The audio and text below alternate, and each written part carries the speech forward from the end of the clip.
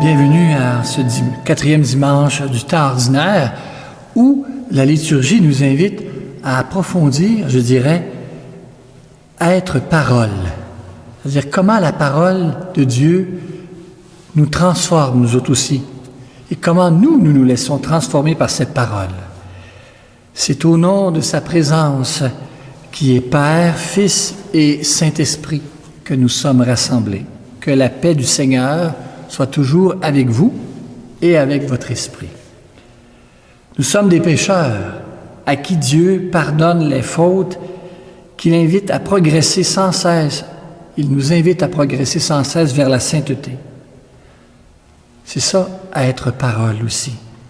Laisser la parole jaillir à travers notre être, tout ce que nous sommes comme personnes. Accueillons la miséricorde du Seigneur. Seigneur Jésus, toi qui nous aimes et nous fais confiance, prends pitié de nous. Ô Christ, toi qui es empressé à nous pardonner, prends pitié de nous. Seigneur, toi qui jamais ne nous abandonnes, prends pitié de nous. Que Dieu nous montre sa miséricorde, qu'il pacifie nos cœurs et nous encourage à poursuivre notre route vers la vie éternelle. Amen. À ce Seigneur qui se fait présence au cœur de nos vies aussi, qui se donne dans ce mystère de l'Eucharistie, à ce Dieu, 3 fois saint, chantons gloire.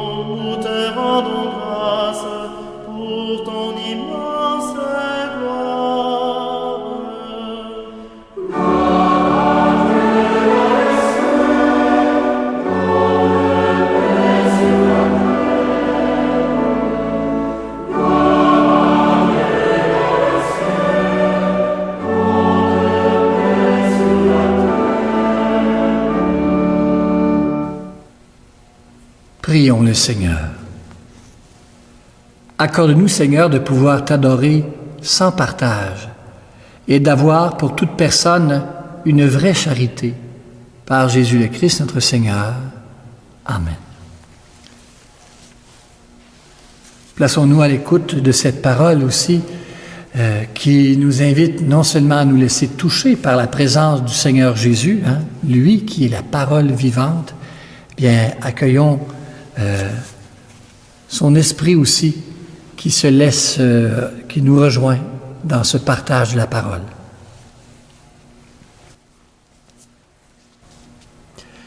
Lecture du livre du Deutéronome. Moïse disait au peuple: Au milieu de vous, parmi vos frères, le Seigneur votre Dieu fera se lever un prophète comme moi, et vous l'écouterez. C'est bien ce que vous avez demandé au Seigneur votre Dieu, au mont Horeb, le jour de l'assemblée, quand vous disiez: Je ne veux plus entendre la voix du Seigneur mon Dieu, je ne veux plus voir ces grandes flammes, je ne veux pas mourir. Et le Seigneur me dit alors: Ils ont bien fait de dire cela. Je ferai se lever au milieu de leurs frères un prophète comme toi. Je mettrai dans sa bouche mes paroles, et il leur dira tout ce que je lui prescrirai. Si quelqu'un n'écoute pas les paroles que ce prophète prononcera en mon nom, moi-même je lui en demanderai des comptes.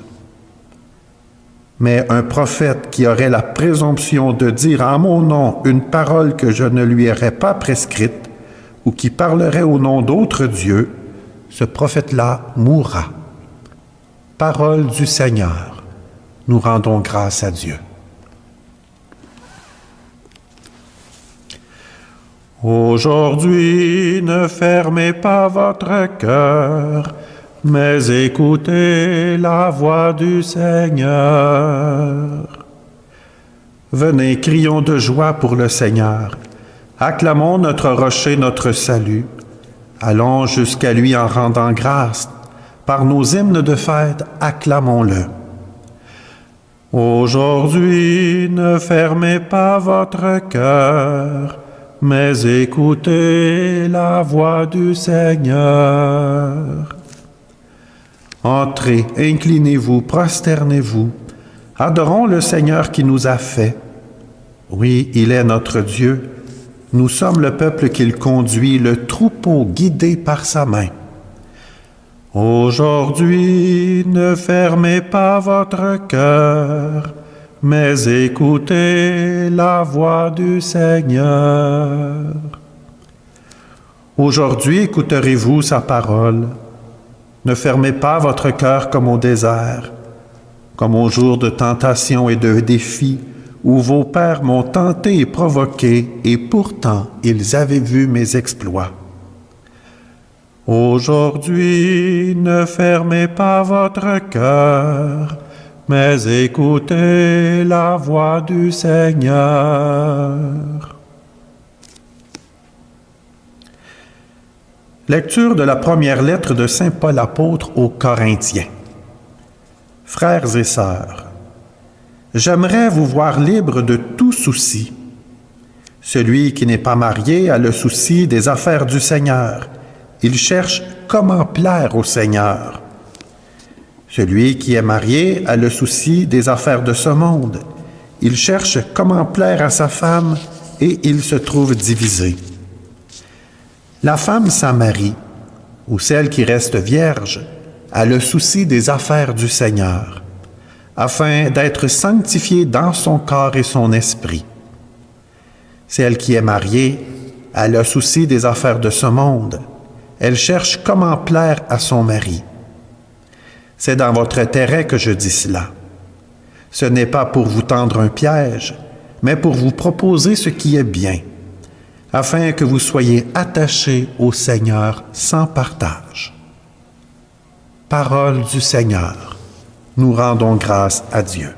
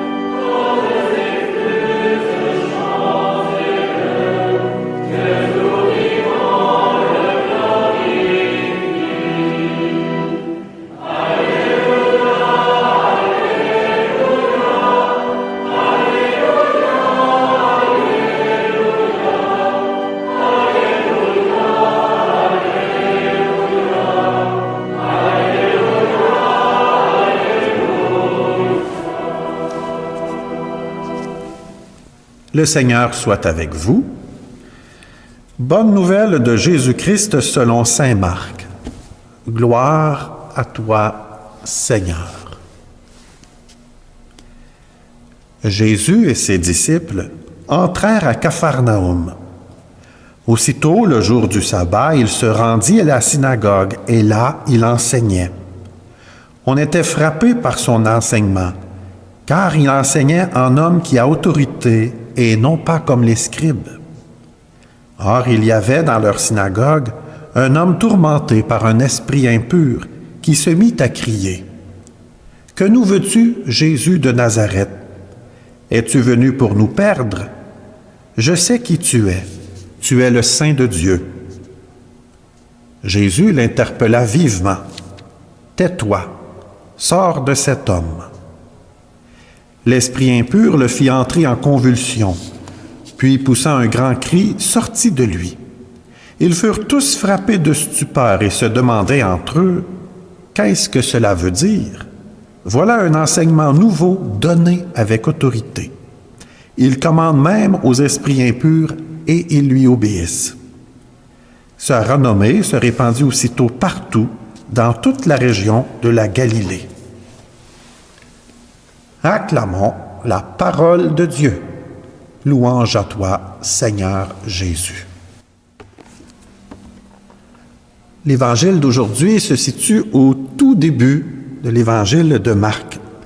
Jésus, après avoir été baptisé et être resté 40 jours dans le désert, retourne en Galilée où il choisit ses disciples.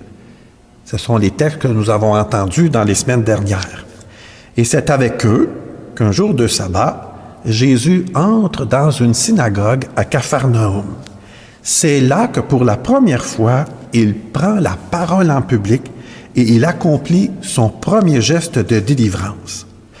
Ce passage de l'Évangile qui nous est donné aujourd'hui nous permet d'apprendre deux choses importantes dans la vie de Jésus, mais aussi et surtout deux choses importantes pour notre propre vie. D'abord, la première chose que l'on apprend sur Jésus, c'est qu'il enseigne, pas n'importe comment, il enseigne avec autorité. C'est étonnant de constater, dans le texte d'aujourd'hui, que Marc ne dit rien du contenu ou de l'enseignement de ce que Jésus a dit ce moment-là. Il n'y a absolument rien dans le récit qui nous mentionne ce que Jésus a enseigné aux personnes qui étaient devant lui. On mentionne cependant qu'il le fait avec autorité. Et ce n'est pas un détail anodin. Les personnes présentes lors de cet enseignement de Jésus n'ont pas d'abord été touchées par ce qu'a dit Jésus, mais par ce qu'il est. Voilà un enseignement nouveau proclamé avec autorité, dit l'Évangile. C'est son attitude, son charisme, son être qui frappe. Jésus ne laisse vraiment personne indifférent. On rencontre parfois dans nos vies de ces personnes qui nous laissent parfois bouche bée, qui nous frappent, qui nous touchent le cœur. Jésus est vraiment de cette trempe-là. Il est un de ces personnes-là qui vient nous rejoindre profondément, d'abord par leur personne. Quand il parle, ça nous touche, ça nous rejoint, ça fait écho en chacun de nous. Bien sûr, ici, il n'est pas question de n'importe quelle sorte d'autorité. Jésus est bien loin d'enseigner une morale lourde, pesante, écrasante, mais son autorité trouve sa source dans une expérience profonde, une disposition intérieure, j'oserais dire une communion parfaite avec Dieu son Père. En employant peut-être un proverbe d'aujourd'hui, on pourrait dire que Jésus, ses babines suivent ses bottines. Ou c'est peut-être le contraire, ses bottines suivent ses babines. Mais peu importe, vous comprenez ce que je veux dire. Jésus est parfaitement cohérent entre ce qu'il dit et ce qu'il est. Il est même ce qu'il dit. Voilà la véritable autorité de Jésus. Devant l'autorité de Jésus, peut-être que ça peut m'amener personnellement à me questionner sur la qualité de mon être. Est-ce que je suis cohérent? Moi qui est croyant, moi qui accueille Jésus dans ma vie, moi qui me laisse épanouir par sa personne, est-ce que ça se reflète dans ma vie? Est-ce que je suis cohérent? Si pour moi la parole de l'Évangile « Aimez-vous les uns les autres » est crédible, est-ce que moi-même dans ma vie, j'essaie de la pratiquer, cet amour du prochain? Est-ce que je suis cohérent, crédible, comme croyant, comme personne humaine?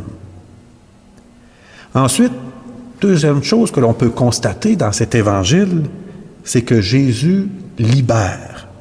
Jésus, dans ce même passage, chasse un démon, un esprit mauvais. Peut-être que cela peut nous faire peur. Peut-être qu'on peut se demander s'il y a encore des démons, des esprits mauvais de nos jours.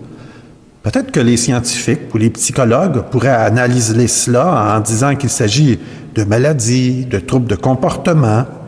Je ne suis pas un spécialiste de ce monde-là, de ce domaine. Mais ce que je retiens de ce passage de l'Évangile, c'est que Jésus vient pour libérer ceux qui sont mal pris, ceux qui sont souffrants, ceux qui sont blessés. Voilà ce que nous apprenons dans ce passage de l'Évangile. Jésus veut nous voir heureux, libres, on pourrait dire en bon québécois, bien dans notre peau. Il désire ce qu'il y a de mieux pour nous et il n'est pas insensible devant ce que son prochain vit, devant ce qu'il porte intérieurement. Bien évidemment, il n'y a personne de parfait. Puis moi, le premier, je suis pas parfait, j'ai mes petits travers, j'ai mes limites, moi aussi. Mais dans la foi, je découvre cette présence du Christ qui veut m'aider dans mon histoire, à guérir mes blessures, qui veut m'amener à m'épanouir, à m'améliorer, à devenir une meilleure personne. En Église, on appelle ça se sanctifier. Dans ce sens, oui, Jésus vient chasser, encore aujourd'hui, nos démons intérieurs. Il vient vraiment nous guérir. Cela peut peut-être nous amener à nous questionner, encore une fois. Est-ce que j'ai besoin de me faire libérer? Est-ce que des choses dans ma vie, des éléments que j'aurais besoin que le Seigneur vienne me guérir, qu'il vienne me libérer? Est-ce que oui, j'ai besoin que le Seigneur se fasse proche de moi dans ma vie? Au cœur de cette célébration que l'on vit, de cette Eucharistie, alors qu'on est encore tous en confinement, puis peut-être que ça vient réveiller parfois certaines limites que l'on a, bien, profitons de ce temps de rapprochement avec le Seigneur pour justement lui présenter qu'est-ce qui est plus difficile dans notre vie, qu'est-ce qui a besoin d'être libéré pour qu'il vienne vraiment nous guérir. Et parce que sa présence, elle est importante, parce qu'elle fait autorité, c'est certain qu'il ne restera pas sans effet, mais qu'au contraire, il sera cette présence qui va nous aider concrètement. Amen.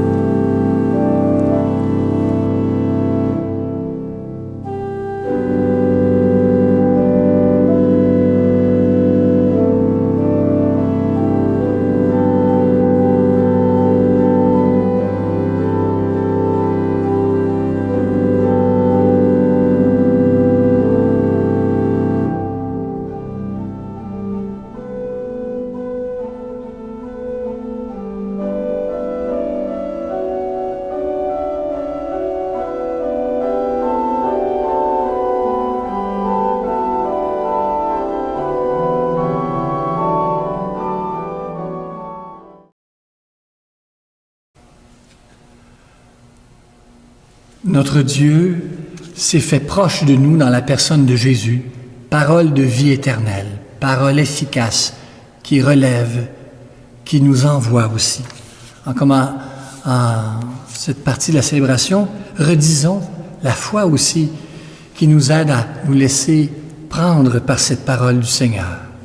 Je crois en Dieu, le Père Tout-Puissant, Créateur du ciel et de la terre, en Jésus-Christ, son Fils unique, notre Seigneur, qui a été conçu du Saint-Esprit, est né de la Vierge Marie, a souffert sous Ponce Pilate, a été crucifié et mort et enseveli, est descendu aux enfers, le troisième jour est ressuscité des morts, est monté aux cieux, est assis à la droite de Dieu le Père Tout-Puissant, d'où il viendra juger les vivants et les morts.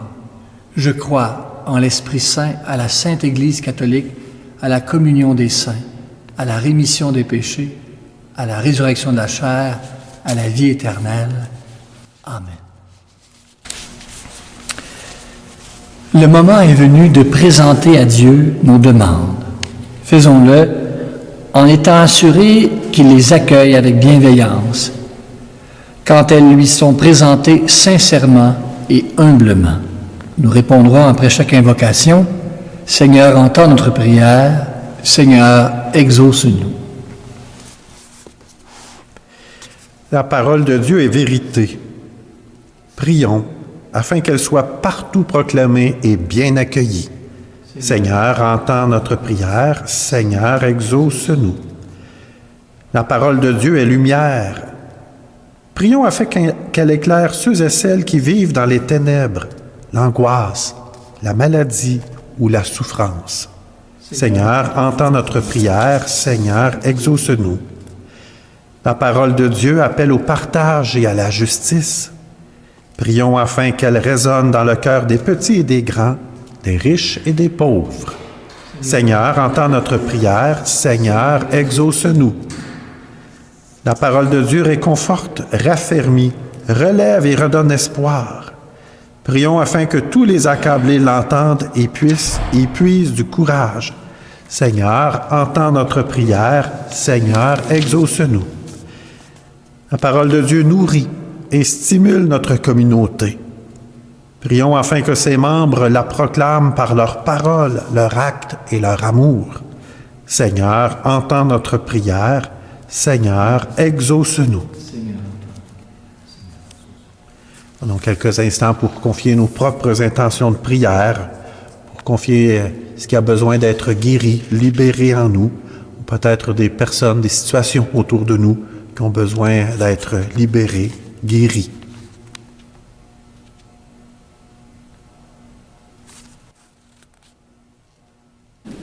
Ne reste pas sourd à nos prières, Dieu de bonté, et donne-nous la force, le courage et la joie de collaborer à la réalisation de ce que nous te demandons par Jésus le Christ notre Seigneur. Amen.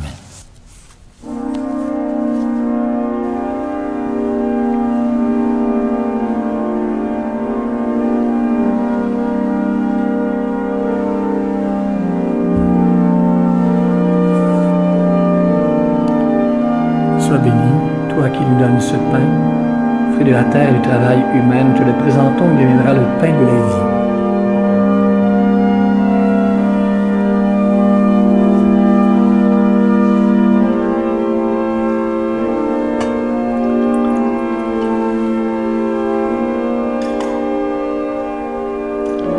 Comme cette eau qui se mêle au vin, puissions-nous être unis à la divinité de Jésus, lui qui a pris notre humanité. Sois aussi béni, Seigneur, toi qui nous donnes ce vin. Fruit de la vigne et du travail d'hommes et de femmes, nous te le présentons, il deviendra le vin du royaume éternel. Humble, pauvre, nous te supplions, Seigneur, que notre offrande en ce jour trouve grâce devant toi.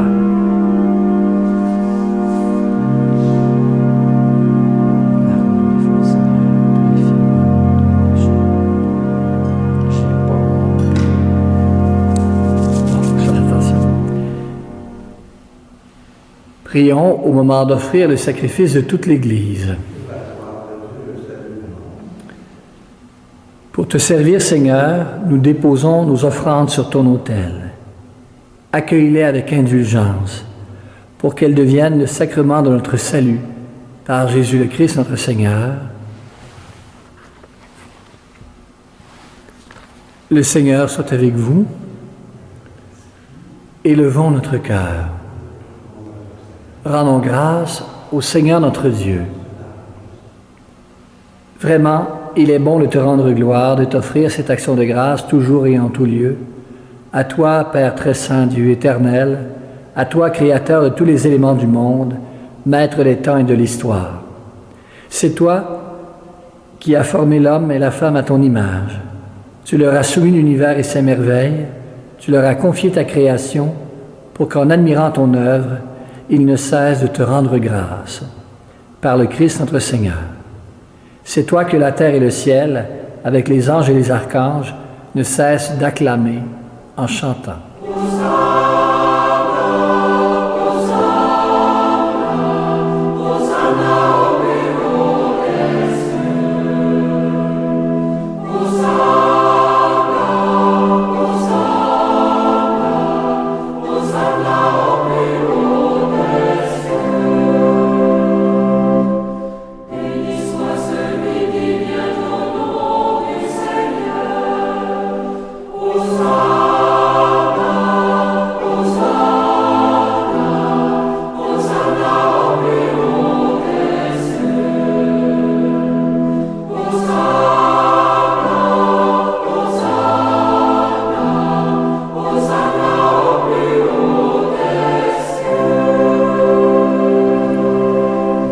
Toi qui es vraiment saint, toi qui es source de toute sainteté et d'amour, Seigneur, nous te prions.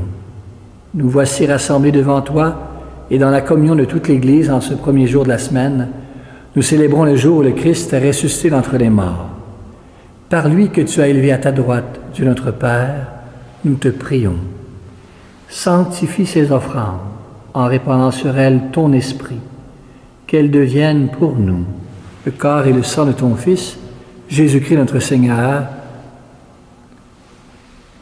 Au moment d'être livré et d'entrer librement dans sa passion, il prit le pain, il rendit grâce, il le rompit et le donna aux disciples en disant « Prenez et mangez-en tous, ceci est mon corps livré pour vous. »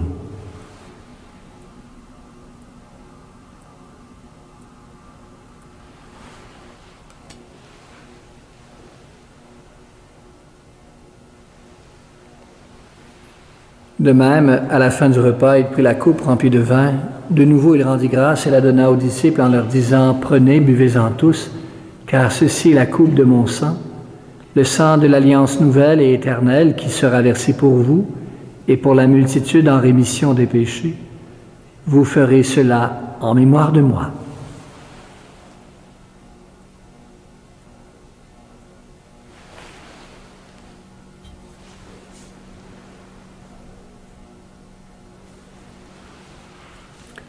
Il est grand, ce mystère de la foi. Nous proclamons ta mort, Seigneur Jésus. Nous célébrons ta résurrection. Nous attendons ta venue dans la gloire. Faisant ici mémoire de la mort et de la résurrection de ton Fils, nous t'offrons, Seigneur, ce pain de la vie, cette coupe du salut. Nous te rendons grâce car tu nous as choisis pour servir en ta présence. Humblement, nous te demandons qu'en ayant part au corps et au sang du Christ, nous soyons rassemblés par l'Esprit Saint en un seul corps. Souviens-toi, Seigneur, de ton Église, répandue à travers le monde. Fais-la grandir en ta charité avec le pape François, notre évêque André Gazaille et tous ceux qui ont la charge de ton peuple. Souviens-toi aussi de nos frères et sœurs, défunts, des personnes qui se sont endormies dans l'espérance de la résurrection. Reçois-les dans ta lumière, auprès de toi. Sur nous tous, enfin, nous implorons ta bonté. Permets qu'avec la Vierge Marie, la bienheureuse Mère de Dieu, de Saint Joseph, son époux, avec les apôtres et tous ceux qui ont vécu dans ton amitié, avec eux que nous ayons part à la vie éternelle, que nous chantions ta louange par Jésus-Christ, ton Fils, bien-aimé. Par lui, avec lui et en lui, à toi, Dieu le Père Tout-Puissant, dans l'unité du Saint-Esprit, tout honneur et toute gloire pour les siècles des siècles. Amen.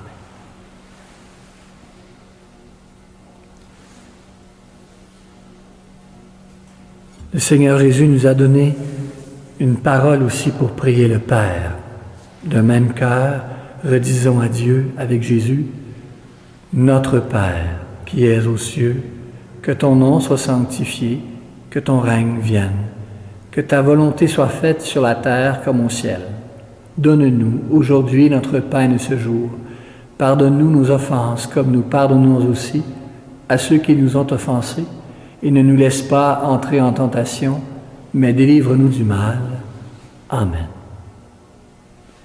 Délivre-nous, Seigneur, de tout mal, donne la paix à notre temps, par ta miséricorde, libère-nous du péché, rassure-nous devant les épreuves. En cette vie où nous espérons le bonheur que tu promets et l'avènement de Jésus-Christ notre Sauveur, car c'est à toi qu'appartient le règne, la puissance et la gloire, pour les siècles des siècles. Amen. Seigneur Jésus-Christ, tu as dit à tes apôtres, « Je vous laisse la paix, je vous donne ma paix. Ne regarde pas nos péchés, mais la foi de ton Église. Pour que ta volonté s'accomplisse, donne-lui toujours cette paix. Conduis-la vers l'unité parfaite, toi qui règnes pour les siècles des siècles. » Que la parole que Jésus nous donne, que sa présence dans cette Eucharistie aussi, nous apporte la paix, que sa paix soit toujours avec vous.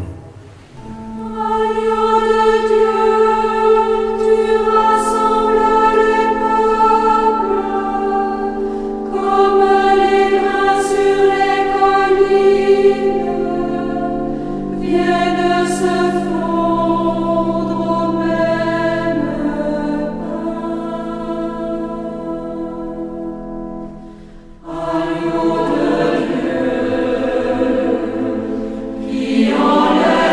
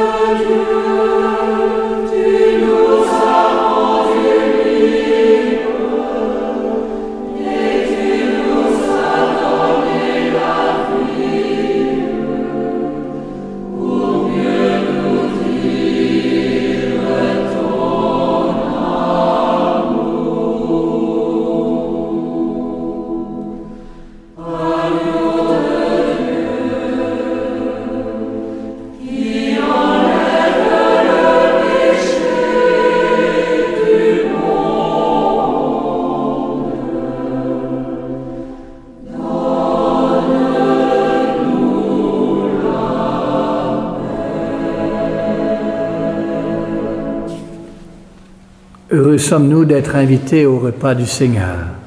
Voici l'agneau de Dieu, lui qui enlève le péché du monde. Seigneur, je ne suis pas digne de te recevoir, mais dis seulement une parole et je serai guéri. Le corps et le sang du Christ me garde pour la vie éternelle.